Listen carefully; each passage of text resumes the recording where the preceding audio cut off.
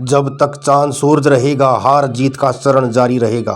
तो आज हम कक्षा 7वीं में सामाजिक अध्ययन में पाठ इतिहास में पाठ 3 त्रिपक्षीय संघर्ष पाल प्रतिहार और राष्ट्रकूट क्रियाकलाप का हल करेंगे। कार्यपत्रक 1 नीचे दिए गए भारत के मानचित्र में पाल प्रतिहार और राष्ट्रकूट राजवंश के राज्यों को अंकित करके दिखा देंगे भाई। और आजकल आधुनिक राज्य कहाँ पर कौन सा स्थान ले लिया इन राज्यों के स्थान पर, और कन्नौज की लोकेशन दिखा देंगे।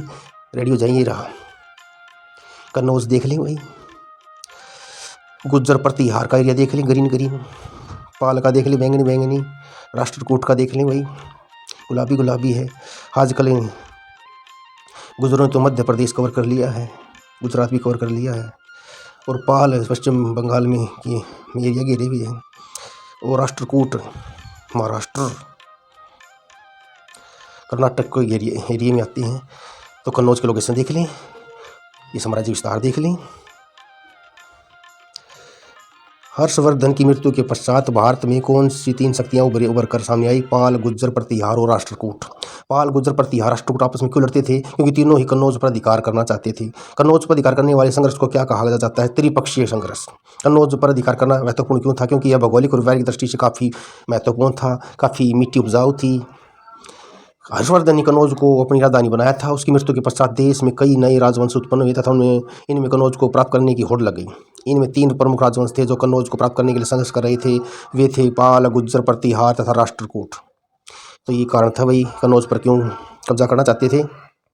कार्यपत्रक 2। तो शहर देखिए मैंने, दिल्ली, चंडीगढ़, पंचकुला, कुरुक्षेत्र।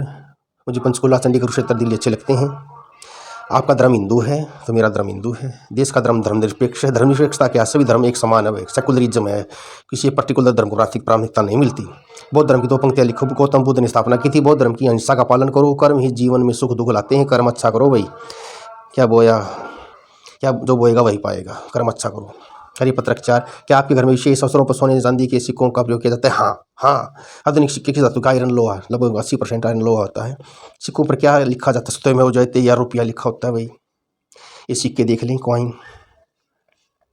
आपके मतानुसार सरकार को कौन कौन से टैक्स दिए जाते हैं?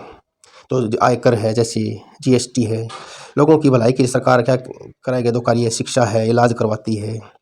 राजाओं ने शिक्षा के लिए क्या किया है? ये पाठ के आधार पर बताता हूँ।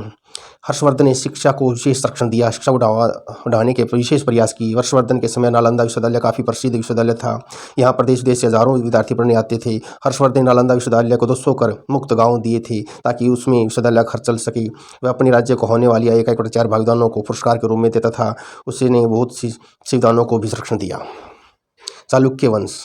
चालुक्य शासन शिक्षा और साहित्य के महान प्रेमी थे। उन्होंने कई स्थानों पर विद्यालय महाविद्यालय बनवाए। उन्होंने अपने दरबार में कई लेखकों साहित्यकारों को स्थान दिया। और जो पल्लव शासन थे, इनके समय में साहित्य ने काफ़ी प्रगति की। इन्होंने कांची के विश्वविद्यालय की प्रगति सहयोग किया। इन शासकों ने कई विद्वानों को आश्रय दिया। विद्वान दंडी को राज्य के संरक्षण प्रदान प्राप्त हुआ था। Subscribe and like.